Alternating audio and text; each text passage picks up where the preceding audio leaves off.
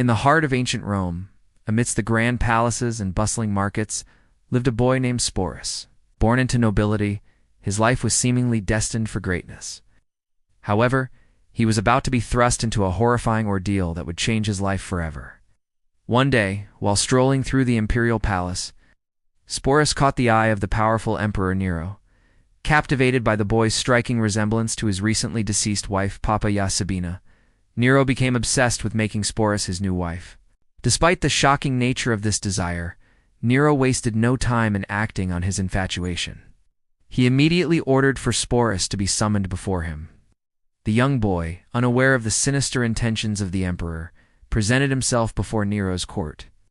Little did he know that this was the beginning of his descent into a terrifying nightmare. Nero, upon seeing Sporus, was overwhelmed with a sense of déjà vu. The boy's innocent face and graceful demeanor reminded him so much of his beloved wife that he made a shocking decision. In a grand ceremony, Nero announced that Sporus would be his new wife, a replacement for the deceased Poppaea. This proclamation sent shockwaves throughout the court. People were stunned by Nero's bizarre choice and whispered in disbelief as they witnessed the emperor's infatuation with the young boy.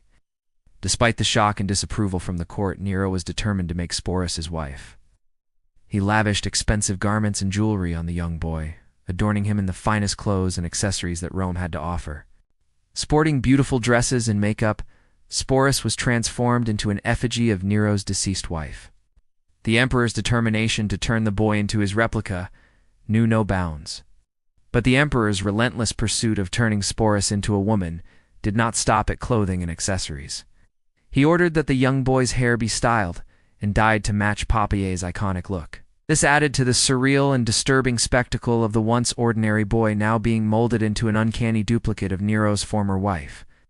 To further solidify Sporus's transformation into Poppaea, Nero arranged for chariot races in his wife's honor. As the crowds cheered and the chariots thundered, Nero reveled in the sight of Sporus. Decked out in fine robes and a laurel crown, watching the races from a golden chariot, the emperor basked in the attention and adoration directed towards his new wife, reveling in the spectacle he had created. Amidst the grandeur and opulence of Rome's chariot races, Nero, the tyrannical emperor, found perverse pleasure in the bewildered gazes of the spectators. With each lap of the chariots, he reveled in the spectacle he had orchestrated, enjoying the sight of Sporus, adorned in finery, participating in the festivities. However, as the crowds roared with excitement, a sense of unease and dread settled over Sporus. For Sporus, the chariot races were not a joyous occasion, but a horrifying ordeal. He recoiled in fear as the horses thundered past him, their powerful presence overwhelming his senses. Trapped in Nero's twisted game, Sporus felt a deep sense of helplessness and terror, realizing that he was at the mercy of the emperor's deranged whims. As the games progressed, Nero's amusement turned into a macabre obsession. He watched intently as Sporus reacted to the races, deriving a twisted sense of satisfaction from the boy's evident fear and discomfort. With each terrified glance and shudder, Nero's grip on Sporus tightened, and the young boy's ordeal became increasingly unbearable. For Sporus, the noise of the crowd, the thundering of the chariots, and the eerie silence that followed were all part of a terrifying nightmare. Trapped in Nero's twisted game, he found no solace or understanding in the eyes of the spectators. Their cheers and applause only amplified his terror as he desperately sought a way out of the emperor's perverse obsession. The grand procession to the Palatine Hill was meant to be a display of power and pageantry, but for Sporus, it was a terrifying journey into the depths of Nero's madness. As the crowds lined the streets, their cheers and applause echoing through the ancient city, he felt their gazes burning into him, their whispers carrying tales of the bizarre relationship between the emperor and his new wife. On the Palatine Hill, amidst the grandeur of Nero's palace, the procession came to a halt. Sporus, adorned in exquisite robes and jewelry, was led into the emperor's presence. As he entered the throne room, he was met with the sight of Nero seated on his golden throne, his eyes gleaming with a mixture of triumph and madness. With a flourish, Nero signaled for silence and turned his gaze upon Sporus. The crowd gasped as the emperor addressed his captive audience, proudly presenting Sporus as his new wife. Nero's words echoed through the throne room, amplifying the absurdity and horror of the situation. He spoke of Sporus's grace, beauty, and resemblance to his late wife, all while the young boy trembled in fear, desperate to escape the suffocating attention. Nero, intoxicated by his own grandeur, reveled in the shock and awe he had inspired in the crowd. He basked in the stunned silence that followed his announcement, savoring the power he held over both Sporus and the assembled nobles. For Nero, this moment was a perverse victory, a twisted triumph of his will over the constraints of societal norms. In the opulent dining halls of the imperial palace, Nero hosted lavish feasts in honor of his new wife Sporus. As guests from all corners of the empire gathered, they were treated to a spectacle of excess and decadence. Gold and silver goblets overflowed with fine wine. Exotic delicacies from distant lands adorned the tables, and musicians played enchanting melodies as courtiers engaged in lively conversations. However, beneath the surface of merriment, a sinister undercurrent flowed. For Sporus, these feasts were not gatherings of joy, but occasions of dread. He sat adorned in fine garments, yet his heart was heavy with fear and despair. Each glance, each whisper, each jest carried a hint of mockery or pity, reminding him of his tragic fate. Nero, the deranged emperor, used these feasts to flaunt his unconventional relationship, parading Sporus before the guests and reveling in their astonished reactions. He delighted in pointing out the supposed resemblance between his wife and Sporus, emphasizing the bizarre nature of their bond.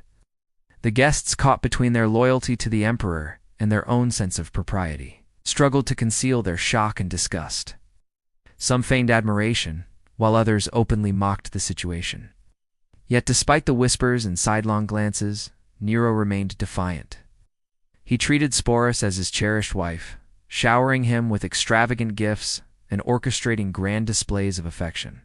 In doing so, Nero further alienated himself from the very court he once commanded, creating a chasm between himself and the nobles who had once been his staunchest supporters. The great chariot race at the Circus Maximus was an annual spectacle that drew crowds from across the empire. Spectators from all walks of life gathered to witness the thundering might of the horses as they raced around the sand track. The air buzzed with excitement as nobles, commoners, and slaves alike rooted for their favorite charioteers. Amidst the roar of the crowd, Nero made his grand entrance, seated beside Sporus in a golden chariot. The sight of the emperor and his boy wife caused a stir among the spectators. Some hissed and jeered, while others watched in morbid fascination as Nero basked in the attention.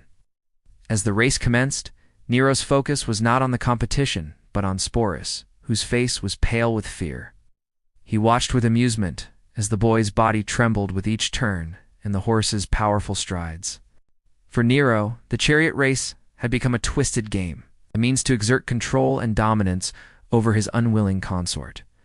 Meanwhile, the cheers and jeers of the crowd echoed around them, cacophony of sound that mingled with the clatter of wheels and the shouts of the charioteers.